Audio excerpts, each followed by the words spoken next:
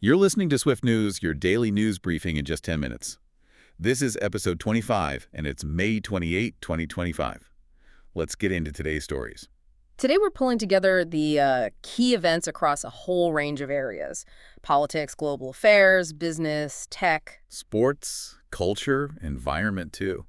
We're aiming to distill what's happening right now, give you a concise but, well, pretty comprehensive understanding of the day. Exactly. Just the essentials. Okay, let's dive in. Politics and global affairs first. We're seeing increased tension around Russia and Ukraine. Right. There's news of a Ukrainian drone attack impacting Moscow airports. Flights were suspended. And on top of that, Putin's issued a warning to Western firms still operating in Russia. What are the implications there, do you think? Well, the airport attack that obviously escalates the direct impact of the conflict, makes it more tangible. And Putin's warning, it suggests potential for, significant economic disruption. Puts those companies in a really tough spot. So a clear ratcheting up of pressure on multiple fronts. Definitely. Meanwhile, moving over to the Middle East, there's word Hamas has agreed to a U.S. proposed ceasefire in Gaza. That sounds positive, but it's happening amidst ongoing Israeli strikes. Exactly. Which really highlights how fragile the situation is. Any agreement is, well, delicate. And we also see Iran's stance in the nuclear talks remaining quite firm. So the key takeaway is persistent challenges. No easy path to stability. Pretty much. The ceasefire agreement is a step, maybe, but continued military action, Iran's position, it shows how complex and, frankly, deadlocked things can feel. Okay. Shifting focus now to Bangladesh. Their Supreme Court has acquitted a senior Islamist leader. This was a 1971 war crimes case overturning a death sentence. Yes, and that's likely to have significant social and political repercussions, wouldn't you say? Absolutely. These kinds of decisions touching on historical events, they often deeply divide public opinion. They can reignite some very difficult conversations about history and justice. It's rarely just a simple legal outcome. True. Now, closer to home, North American news. President Trump has apparently offered Canada participation in the Golden Dome missile defense system. Right, but there's a catch. A big one. The condition is that Canada becomes the 51st U.S. state. That's certainly a headline grabber. It really is. What's interesting, I think, is how security is being tied directly to national sovereignty here. It's way beyond just military cooperation, isn't it? Absolutely. And finally, in this political roundup, France. The National Assembly voted on a bill allowing assisted dying for terminally ill adults. That reflects a growing sort of global conversation around end-of-life rights and choices. It definitely brings those complex ethical questions to the forefront. Individual autonomy versus the role of the state in these deeply personal matters. Okay, let's switch gears to business and the economy. Right. EU and U.S. trade negotiations are, well, ongoing. Still tariff threats hanging in the air. Yeah, but the EU has reaffirmed its commitment to getting a deal done. So what does that tell us? Despite the tough talk, it suggests both sides still see the value, the significant economic benefits of a stable trade relationship. They want to find a way through, even with the friction. Makes sense. In energy news, South Africa announced a pretty big deal, a $1 billion annual deal to import U.S. liquefied natural gas. That points to some interesting shifts, doesn't it, in global energy alliances and supply lines? It really does. Highlights the growing role of LNG, and the U.S. is a major supplier. Definitely. And over in India, Prime Minister Modi launched a substantial set of projects in Gujarat. We're talking 5,500 crore. Focused on urban growth, water, health, infrastructure. It's a big investment. Signals a continued push, a government focus on really bolstering India's infrastructure and tackling key development areas. Okay. Back in the U.S., retailers are bracing themselves.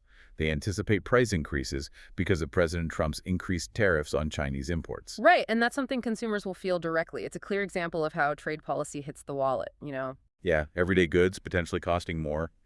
And lastly, in business, BlackRock Asset Management got the green light, SEBI approval for mutual fund operations in India. That expands investment options there. Could encourage more participation in India's financial markets, making them more accessible. Good point. Okay, let's move into technology. First up, SpaceX. Successful 9th Starship test flight from Texas. They keep pushing despite earlier setbacks. That persistence is really notable, isn't it? Given how complex and ambitious the whole Starship program is, aiming for multi-planetary travel. Absolutely. Then there's the EU. They've approved a pretty comprehensive digital privacy law. Right. This one restricts how major tech companies handle data. Could have global ripple effects. Oh, definitely. This legislation could genuinely set a new global standard for user data protection. It might reshape how these big online platforms operate everywhere. We'll have to watch that. Also on the tech front, cybersecurity warnings. A rising threat of ransomware attacks. And specifically targeting healthcare and critical infrastructure. That's a serious, serious concern. It really highlights the vulnerability, doesn't it? How dependent we are on these connected systems for essential services. And speaking of global dynamics, competition is heating up between India and China in the Arctic. Because climate change is opening up resources and shipping routes there. Exactly. The melting ice is creating new geopolitical pressures, new strategic opportunities or challenges, depending on your perspective. Interesting. And finally, in tech, AI keeps advancing. Meta and Google have introduced new AI-powered creative tools. Yeah, aimed at enhancing content creation and how businesses engage with audiences, AI's influence just keeps growing across the board. It really does. Okay, let's switch over to sports. Big news in UK football. Liverpool clinched the Premier League title after a draw with Crystal Palace, an exciting end to the season. Definitely. And in cricket, IPL action. Sunrisers Hyderabad defeated Kolkata Knight Riders in a high-scoring match. Keeping the energy high in that league. Stateside, the NBA Finals are now underway. That's right. The Denver Nuggets versus the Miami Heat. Should be a competitive series. Looking forward to that. And in tennis, a milestone for a young Canadian. Victoria Mboko got her first Grand Slam match win at the French Open. Great achievement for her. And in hockey, India's junior women's team notched a win against Chile in the four-nation tournament down in Argentina, showcasing emerging talent. good to see. Yeah. All right, entertainment and culture next. The Cannes Film Festival is still going strong in France. Lots of high-profile premieres, critical buzz. Always generates discussion. Also in France, though, a bit controversial, Charlie Hebdo magazine is facing legal action. Over alleged fake pro-Russian propaganda covers raises some important questions about media responsibility and satire, I suppose. Indeed. And sticking with France, Paris Fashion Week is emphasizing sustainable and inclusive fashion trends. That seems to be a growing focus in the industry, moving beyond just aesthetics. Yeah, definitely. In music news, huge success for BTS's Jungkook.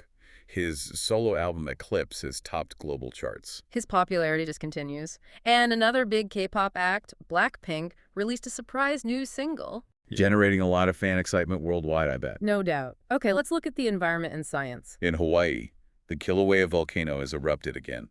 Spectacularly, apparently. Attracting both scientific research and quite a bit of tourism, safely managed, of course. Of course. Meanwhile, India's been dealing with severe weather. Heavy rain and thunderstorms hit Mumbai. And Kerala is under severe weather warnings as well. A difficult time there.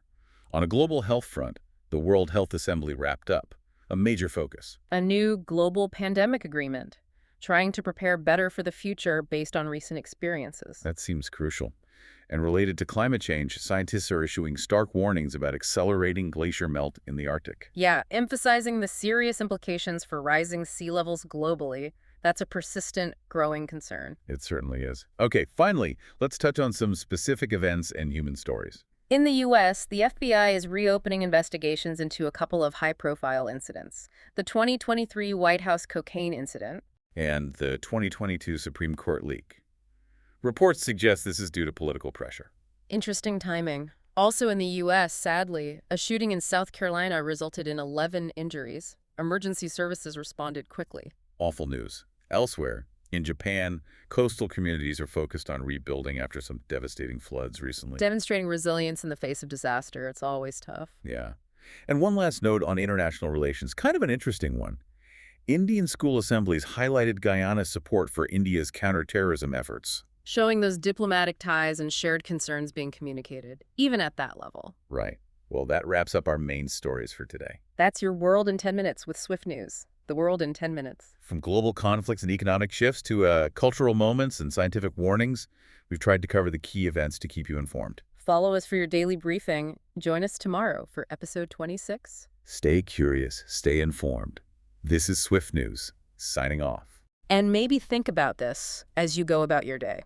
How interconnected are all these stories? You know, a political decision here affecting trade there, or environmental changes maybe driving tech innovation somewhere else. What's the single thread you see weaving through today's headlines? Something to ponder.